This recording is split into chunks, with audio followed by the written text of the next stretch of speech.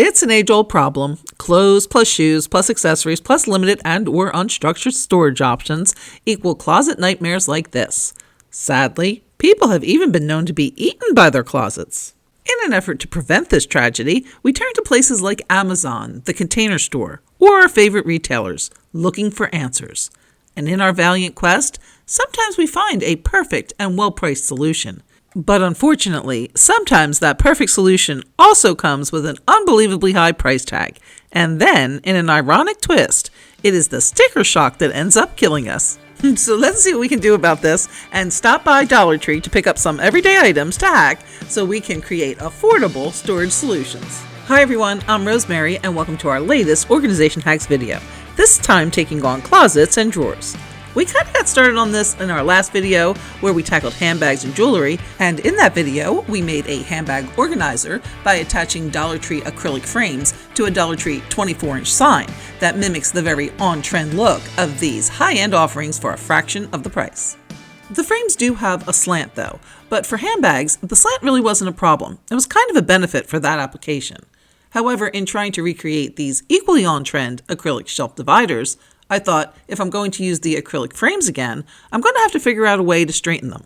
And I did. That is with the help of a genius tip from a viewer, but I'll share more on that later in the video, because what I discovered was you really don't even need to straighten the frames.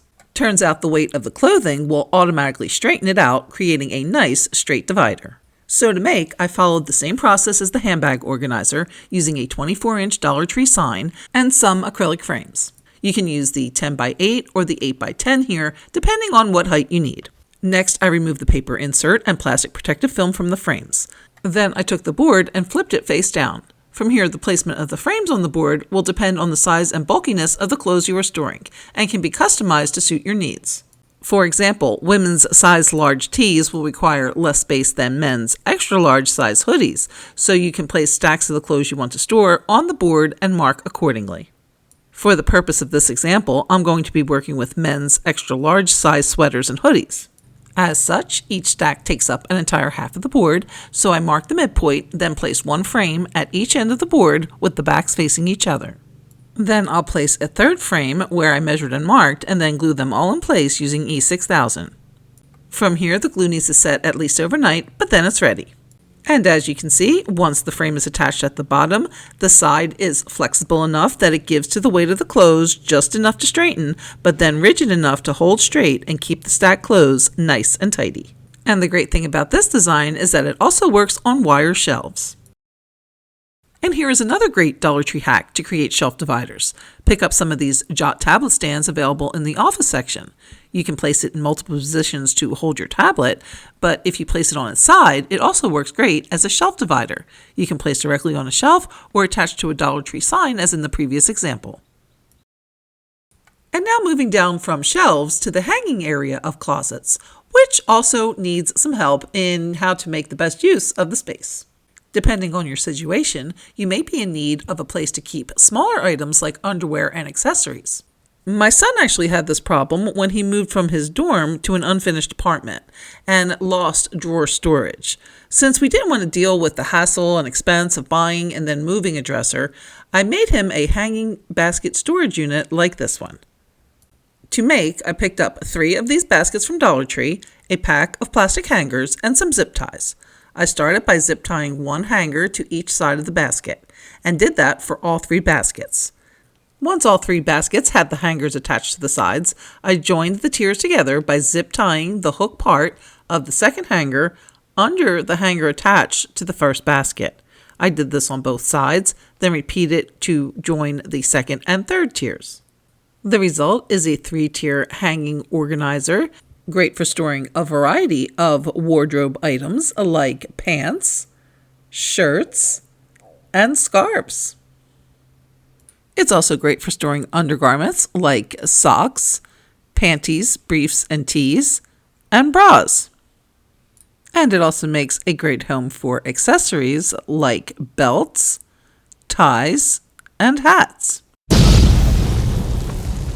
On the other hand, maybe you are tight on hanging space and can really use some space-saving hanger options that would make use of the space below. In that case, there are a lot of great options on the market, including magic hanger options like these, bra and tank hangers like these, multi-pair pants hangers like these, and accessory hangers like these.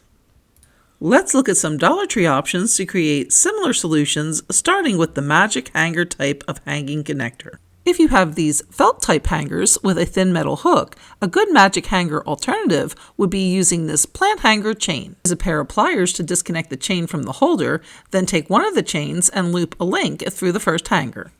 You can add additional hangers and clothing items on the links below. This will reduce what is actually hanging on the pole and will help fill unused space below. Plus, you get 3 chains per $1.25 plant hanger. If you have plastic hangers with thicker hooks, you can create a chain using these book clips. Then just loop the first through a hanger and add the others below. Then just add your clothes and you're done. Another popular space-saving hanger seems to be these bra and camisole hangers. To make one from Dollar Tree items, I picked up a package of plastic hangers, a cooling rack, and some zip ties. But before we begin, a quick programming note. If you watched part 3 of this series, you know that we had a little coffee drinking game inspired by our viewer, Shells P, for every mention of E6000. And in that video, there was a lot of E6000. In this one, it's going to be zip ties. Now back to our bra hanger. First, I took wire cutters and cut a strip of the cooling rack. And I'm cutting to the inside of the little bump there on the bottom of the rack, so I get a nice straight piece. Since the cut does leave a little bit of a sharp edge, I put a little dab of hot glue over the cut pieces to prevent any chance of scrapes or snags. Next, I took one of the hangers and zip tied it to the top of the rack strip. I'm using contrasting zip ties here for illustration, but zip ties that match your hanger color would be preferred. To attach the second hanger, I'm going to slide it up and under the crossbar of the first hanger. It is important that the second hanger and subsequent hangers go up and under, so let me show you that again. Then I'll line it up with that next crossbar on the strip and zip tie it in place. I'll then go back and zip tie the hook of that second hanger right under the hook of the first. I'll repeat this for the third hanger, going up and under the crossbar of the second, securing it at the cross section and then at the hook top. And now here is the piece with all 5 hangers attached, and I did go back and change out the zip ties to match. To use for camisoles and tanks, you hang them like normal, then the Dollar Tree hangers have this little hook to the inside, and you can just tuck that around to hold it in place nice and secure. Bras are a little trickier. For those, I kind of loop them around the inside of that down bar, then back around and through the little hook. And here it is with the bras and camis, providing a nice and secure hold in a vertical hanging option. But this hanger is not just for bras, tanks, and camis. Because of the way we attach the hangers, the crossbars are still accessible, so they can be used to hang other items like pants and long skirts. Just fold in half and slide through the rungs. And it also works for shirts.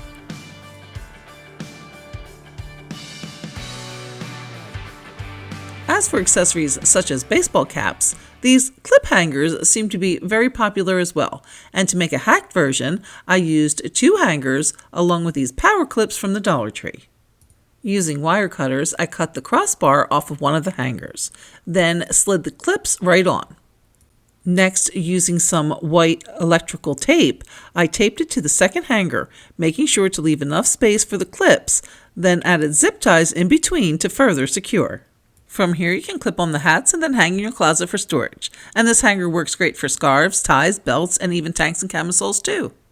Now, we know from some awesome comments that there are viewers who are really enjoying the series and look forward to each episode as we take on new and different areas.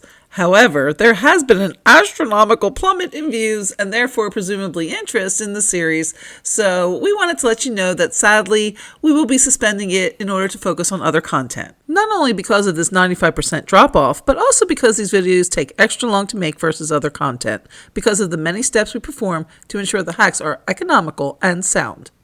But we do have ideas for at least 1 to 3 more topics for the series. So the question is, do we go to other content but still get these episodes out in between, or don't bother. There's limited and decreasing interest in the series. So we would really appreciate it if you could help us out, and in the comments type the word more if you would like to see more episodes, or if you're like, nah, enough already, we're good. Thanks. Now, if you are the opposite of my son and have much more drawer space than closet space, here are a couple drawer organization hacks. First, here is a quick and easy organizer for small items like socks, underwear, ties, etc. Grab a poster board or foam board from Dollar Tree, and while there, also pick up a couple packs of these cardboard treat cups. They are low and wide and made of a thick coated cardboard, and this variety came 10 to a pack. I arranged them in a pattern that would fit my drawer, then glued them onto the poster board so they would stay in place. Next, I placed the combo in my drawer and they were ready to fill. You can use for socks, underwear, ties, etc. Another popular organizer for drawers are these drawer dividers, so that you can break up your dresser drawers into smaller sections so that folded clothes are easier to maintain. They typically come with some type of adjustable mechanism so that you can customize to your specific drawer size. But since most dresser drawers measure 14 to 15 inches front to back, you really just basically need something that is at least as long, which makes these Dollar Tree Catch Scratch boards at almost 16 inches a good option to work with. They are sturdy and dense, but can also be easily cut to size. My dresser drawer is 15 inches front to back, so I measured and cut the board to size with a utility knife. To add stability to the board, I'm going to take 2 of these wood slats that come in a pack of 6 and glue those to the bottom. Now, if you want to dress the board up a bit, you could always cover with fabric or contact paper or these little vinyl sheets that Dollar Tree also carries. But since only the top is going to be showing once I put it in the drawer with the clothes, I'm going to just wrap the edge with ribbon. And then there you go, an easy, inexpensive, customizable, and effective drawer divider for your dresser. There is, however, one issue with this type of drawer organization, in that it's great when your drawer is fully stocked, but as you use items, the remaining clothes tend to fall over and become undone. That is where we can make use of the Dollar Tree acrylic frames again, this time in smaller sizes like these that will fit into your drawers. And then they can be used to slide under unused items to keep them tidy. Now, this works great as is, but if you did want to straighten the base, you could use a heat tool as suggested by a viewer named Vogvanya. I tried it and it works. It does take some time, and yes, you do need a heat gun, but I just heated the base, then kept pressing it into the end of a square table, and after about 4 or 5 minutes, voila, straight. Ugh, shoes. A certifiable mess that usually, without organization, end up in heaping piles at the bottom of your closet, in a corner, or by the entry. Luckily, there are several good and budget-friendly options available for corralling the mess. I really like the over-the-door ones since they make use of unused space and can be typically tucked away behind a closet or bedroom door. I like the mesh better than the plastic since you can see through, but it still allows for your shoes to breathe. Just make sure if you have larger shoes, you get the larger size pockets. However, if you are of the camp saying, been there, done that, and it really doesn't work for me, the pockets get dirty, the shoes get squished, and even the large size is too small for my shoes, and instead are pining away for something like this little beauty from the Container Store and getting impatient waiting for that ship to come in, well, here's our version from Dollar Tree Products. To make, I started with an over-the-door hook and 3 cooling racks from the kitchen section and some zip ties. I then attached the racks in the same way I did for the over-the-door handbag organizer in the last video, centering the rack on the hook, then zip tying in place as shown. I then added the second cooling rack to the bottom of the first and the third cooling rack to the bottom of the second using zip ties. To create the shoe rack attachment, I took 3 of the Dollar Tree long white over-the-door hooks, and first I'm going to remove the part that goes over the door by bending it back and forth multiple times until it snaps off, and I'll do that for both sides. Next, I'm going to straighten out the hooks by gently bending them outwards and back. Then I'll repeat for all 3, and once complete, I'll attach to the cooling racks. I'll place the first on the top rack across the middle crossbar of the rack, center it, and then zip tie in place. Next, I'll go to the right side and zip tie that side, attaching at the bottom, making sure to place the zip tie above the crossbar. On the top right, I'll zip tie around the edge of the rack and across the white hanger, looping under and over the top crossbar. I'll then repeat that on the left side top and also secure the left side bottom, making sure again to zip tie above the cooling rack crossbar. One last zip tie will go around the top crossbar, on the white hook, and across the 2 middle wires on the cooling rack. Now, your spacing for where you place the next hook unit will vary with the shoe sizes you're trying to accommodate. Since we have ginormous size 10 through 14 feet here, I'm going to keep the spacing of placing a hook unit at the midsection of the rack for the 2 additional racks. As an extra safety precaution, I'm going to take some pencil erasers and glue them to the ends, and you will need some E6000 here as you're dealing with both metal and rubber. Now, Dollar Tree sells these colorful ones, but if that bothers you, you can paint them or pick up more neutral brick-colored ones at another retailer. This configuration holds 9 pairs of shoes, but you can again place the hook units closer together if your shoe sizes will allow, and you can also add additional cooling racks to the bottom. Another popular option for shoe organization is the shoe rack, with many that also have good reviews coming in around the $10 to $20 range, which at these prices really can't be duplicated for cheaper, so we were going to pass on making one of these. However, there is a problem with these racks in that they require about 2 to 3 feet of open vertical space to accommodate the height. This could be a challenge in a tight situation. You may only have limited space at the bottom of your closet that could probably accommodate just maybe a single layer, but for some bizarre reason, these single-tier organizers are ridiculously high in price. So for that reason, we decided to go ahead and put together a single-tier version using Dollar Tree products, including 2 standing dustpans, 2 8x10 canvases, and a package of wood slats. First, I removed the canvases from the frames, then took 2 of the slats and glued the frames to the slats using wood glue. You could leave as is, but I decided to go ahead and paint mine black. Next, I unscrewed the poles from the dustpans, and using zip ties, I attached them to the frames. For the side of the pole that had the handle, I used 2 zip ties through the hole in the handle. On the side that has the screw, I used 2 zip ties crisscrossed over each other and secured in place, and then repeat it on the other side.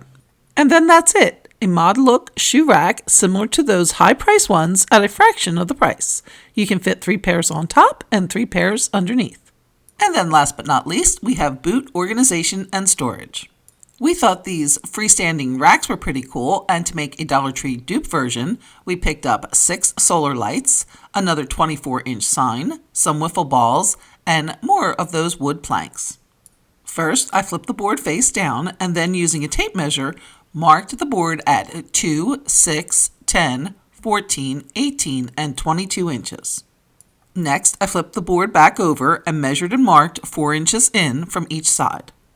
I then took 4 of the wood planks and glued them to the board at that 4-inch mark, and I used E6000 plus a little hot glue to attach.